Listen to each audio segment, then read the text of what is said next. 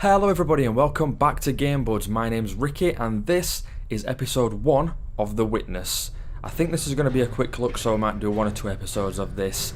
But I wanted to show you it because it's probably my favourite game so far of 2016. It has blown my mind more than once, like quite a few times. Probably about 4 or 5 times this game has blown my mind, so I wanted to just give you a little glimpse of what it's about. Now, this game is a puzzle game, and all of the puzzles comprise of something that looks a little bit like this. So you've got a yellow background, you've got a starting point here, which flashes first of all. Once you click on that, it'll show you exactly where the end point is. So it's just over there. Boom, first door opened. Now, these puzzles get progressively more complicated as the game goes on, and it starts to introduce different gameplay mechanics. And we'll get that into a moment when we actually get out of the tutorial area, and I'll show you how some of that works. So this one's a lot more complicated than this one, as you can see. This one's a straight line across. This one doubles the amount of work you've got to do. So you've got to start here, get up there, get across there. I'm still capable of it though, because I've gotten quite good at this game. You know, I've spent quite a bit of time with it. Now, in addition to these puzzles that you find on doors and on little computer screens, you'll also find environmental puzzles, just like this one here. Now, you start off in this area, just a dark back with a line going through it. Once you get out of here, you'll see that little black thing on the top. You can make a circle out of it, which will then allow you to go into this little menu again. That's your start point, that's your end point. Now, what those environmental puzzles do is, I haven't actually got a clue.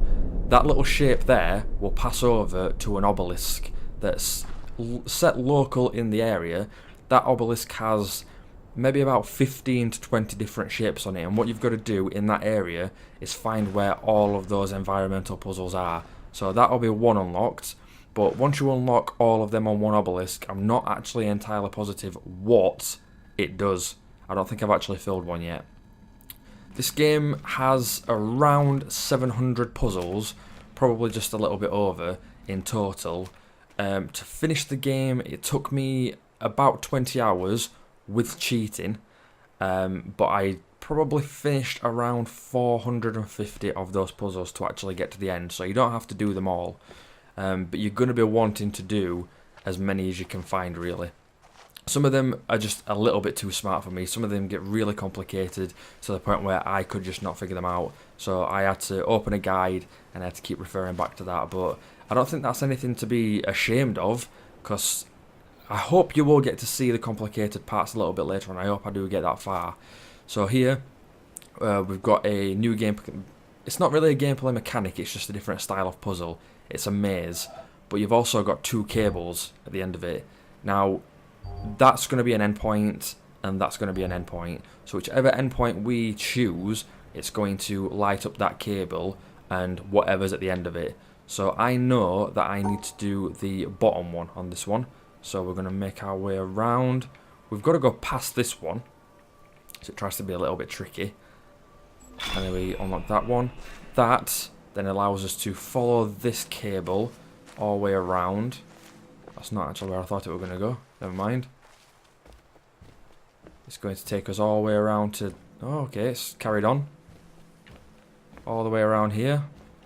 Over to this puzzle. Now, this puzzle at the moment is unsolvable, as it is blocked by these black parts here. So, solving that puzzle has unlocked that one for us, and it's revealed a little bit more of the puzzle.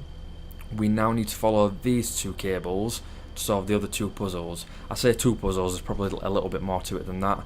And that will unlock the other 2, so we can finish this puzzle and we can get out there. You don't really want to be walking through there, really, do you? It kind of looks like that defense system in Resident Evil, the first movie, where it just slices that guy up. Kind of looks a little bit like that. I don't really want to be walking through there. So we'll unlock it.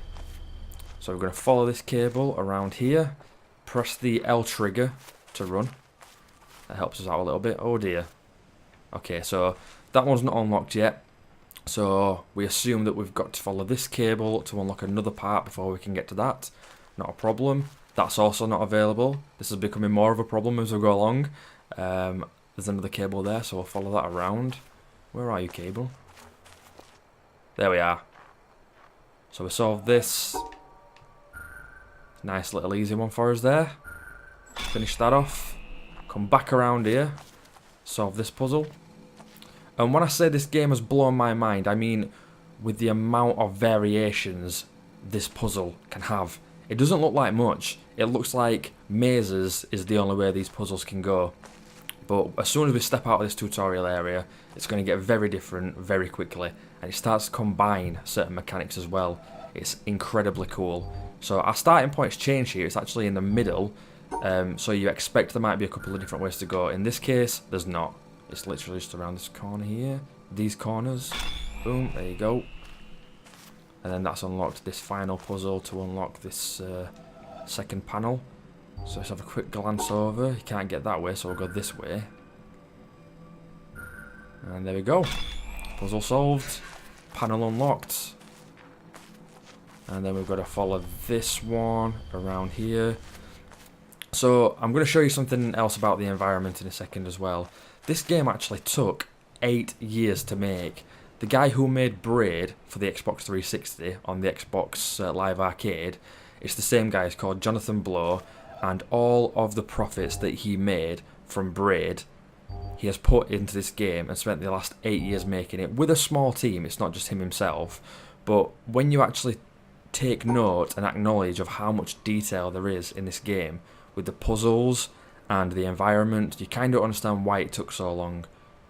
It's very impressive. Go around here this time.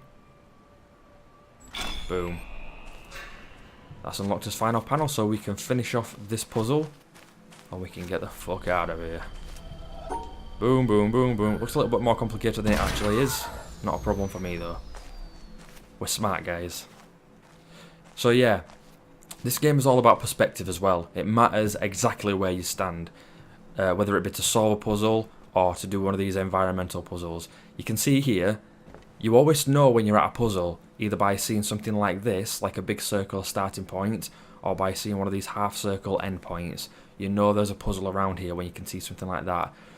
When I say it's about perspective, we can't do this here.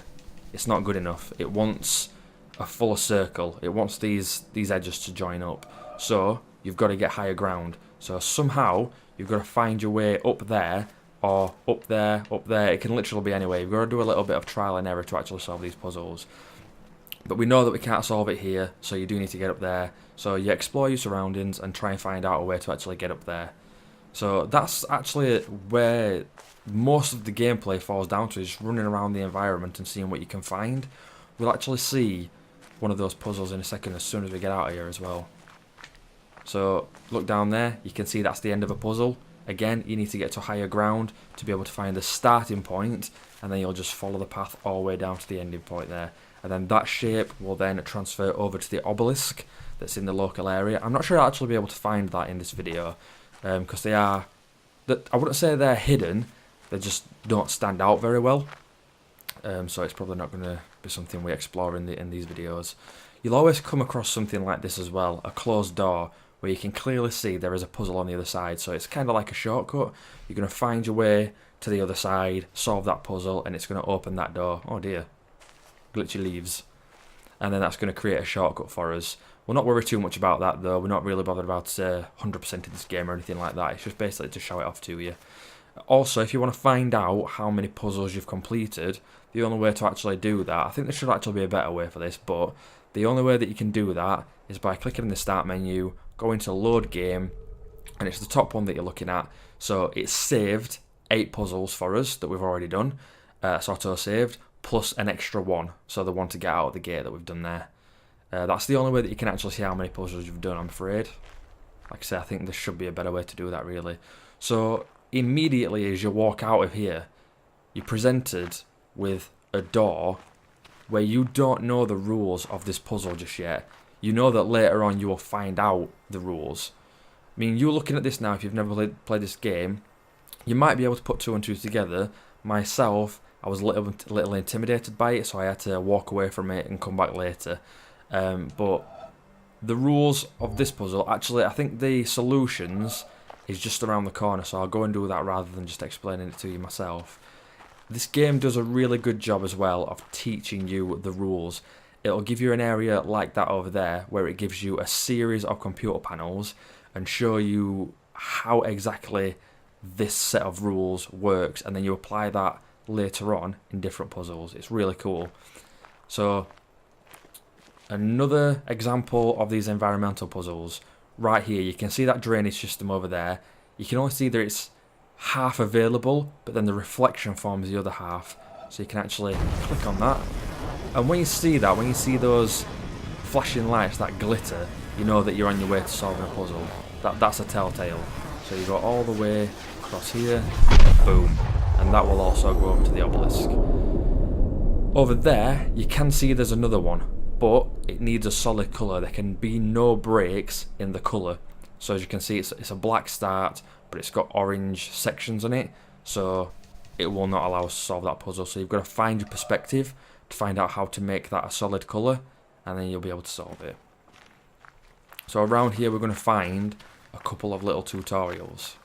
Now this tutorial in here and over there don't actually do anything to the game world, but more often than not you will find that when you finish a tutorial section, it will actually open a bridge, it'll open a door, it'll help you along your way, it'll unlock a part of the island. So here, it never tells you the rules, but you can kind of figure it out. Say, for example, if I feel that I need to avoid those black dots, I'll start it, I'll avoid those black dots, I'll try and finish it, it'll flash, the little black markers will flash to let me know that, nope, that's not how you solve the puzzle, you actually need to collect those things. So we'll go that way, that way, that way. So we know in these puzzles, we need to collect those little black dots and get to the end. There we go. So same again, we need to collect these black dots and finish it. Now a lot of times, you'll finish a puzzle, move on to the next one, and you'll sit there thinking, what the hell? Is this the exact same puzzle? And there's just a very subtle change to make it that much different to confuse you. So in this puzzle, we went across here to actually solve it, whereas we don't have that anymore. We don't have that solution, so we've got to think of another solution. So what we could do in this one, oops, is go this way, and that's another solution to solve that puzzle over there, but it's also the only solution to solve this one. Here we've got two starting points, so it's all about trial and error. You can start here, try and make your way around. You're going to realise that it's not possible, so you're going to have to start here. I think this is where you start. Yeah. All the way around, up, left, boom. So this one's got 3 start points, so, you know, some of them are not really that difficult. Some are just based on trial and error, and take a bit of time that way. You just got to basically create your own solutions, so... Yep. Again, the first few puzzles in this game are quite easy, but my god does it get complicated a little later on. You've got to use your environment in all different kinds of ways to solve some of the puzzles. I will be doing a second video on this, obviously. This is just showing you how the game works, what it's about, and then what I'll do in the next video is try and get some more complicated puzzles and just show you how deep it actually goes to see if you're actually interested in it. So in this one, we know that the colours need to be separated, so we need to separate the black squares from the white squares. So this one's very simple, just go straight across, separated. This one we've got to do a different technique, got to go across there, all the way up. This one, same again. You can't outsmart us, game. See, what happens here though, is you start to get into a comfortable routine. What I'm in a mindset of at this point is I need to separate the white from the black. So in my head, I am separating that white from that black. Same again, I am separating that white from those 2 black ones. That's how it's working out in my head. So here, I go around the white squares, separate from the black ones. and then I'll show you in a few seconds here when we get to the last one. It kind of makes you change the way that you think about the puzzles, and that's one of the things that blew my mind when I was sat here on the last puzzle, could not figure out how to do it, and then it just all of a sudden just clicked to me. You've got to think about things in a completely different way. So again, I'm separating these white ones from these black ones. Do that quickly again. Or is this the one? No. Just got to go the opposite way this time.